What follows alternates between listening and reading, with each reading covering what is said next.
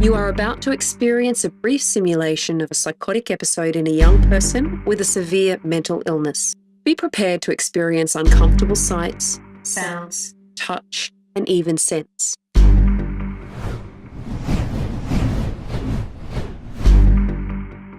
And I'm hoping that the sky doesn't open up, but we are here. If you go that way, look, we are at the Mental Health Expo. Say hello. And we're raising awareness and empathy and all that. I don't know where you're putting this, but we're making people lose their mind today by giving them a simulation of what it's like to maybe have a mental illness. And that's all. You can stop that now. We are going to show you a little bit more of the lose your mind experience today. The only reason we haven't already is because it's best if you go into this experience without any expectations.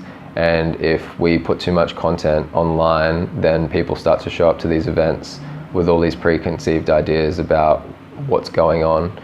And really, when Leanne and the crew get a hold of you, they want you to have absolutely no idea what's going on so that they can gauge how much of an impact the experience has had on you. They ask you a bunch of questions afterwards. I've asked a bunch of people questions today to show you guys just the kinds of reactions that people have after they experience this. We all have something that can do all of these things and more. You're worthless. You're useless. Gratitude. Gratitude is weakness. Was concentrating was fine at the start, but as soon as everything started happening, all the voices in the back of your mind, It was like a classroom setting that the teacher was in front of us and she's talking about gratitude and just continuously talking about gratitude while all of these different distractions are happening. And so the snakes kind of first come and then it tells you to oh, you want to pour that glass of water on it, don't you? And there's a big light going around her glass of water and then you don't do it and then someone goes, your mum's a bitch. I did live with a guy that had schizophrenia a lot of years ago. I don't think I was present when he kind of explained what that was like to go through, and kind of watching that, I was there's probably a lot of people in our community like that, and they're totally too ashamed to even say that they have schizophrenia. I can't imagine having to go through that and then having to actually tell someone this is what's in my head. It's helpful kind of knowing what to expect because I had already done it once before, but definitely a few things still sort of caught my attention. I get distracted with lights and colours anyway, and then when lights and colours are physically changing, I'm ooh. Because they go really bright, like a fluorescent, so your eye gets automatically drawn to it. The glass will go a fluorescent white, and you're and everything else is kind of dulled down colours. To think hey, I see random faces, I experience voices in my head, all that type of thing, and then to have to tell someone that doesn't experience that doesn't have the understanding of that, and then just that fear of abandonment and being isolated from the community was whoa. So it's almost impossible to keep focused on what's being said at the front when there's just all of these distractions going on. It's whether it's because they're grabbing your attention away from what's going on, or whether they're just so loud that they just take over everything that's going on in front of you. So it was definitely interesting to relive that.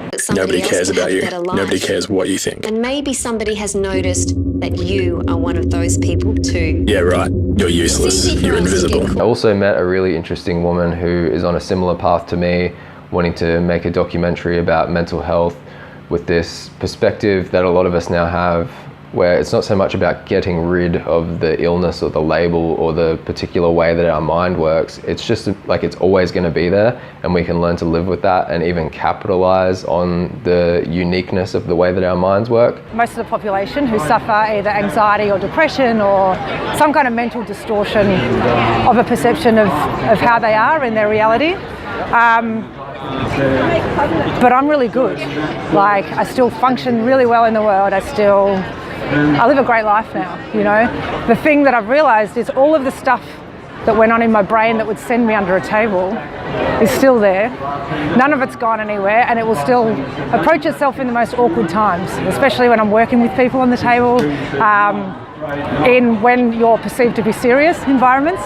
That what we call the demon or the devil or the joker of the ego will still come back constantly and throw it at the most inappropriate times. So I guess wanting to, in my work, I work with people to show them that they can be okay by not trying to be okay, understanding that we are with the beauty of this, you know. So is it crazy, or is it what we are, and is it a part of us that we can evolve with and turn into gold, you know, in that sense, and really help so many people with it, right? On the same page for sure. Yeah, 100%. And there's so many people that are, but then there's so many people that are this far away, and you only have to be this far away to feel like you're in the biggest pit of shit, right, that you can't get out of.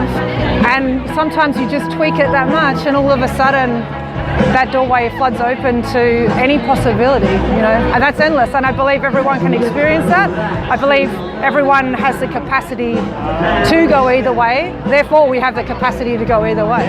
So getting people to understand that, because it's challenging when you're in it to believe that, right? So that's my plight, but I'd like to turn it into something that people can watch, relate to, and heal from, you know, just another form of reaching people, really. Yeah. That's the kind of stuff, if you're not familiar with this channel, that we're looking into, like stuff that nobody else is really talking about, perspectives that nobody else is really talking about.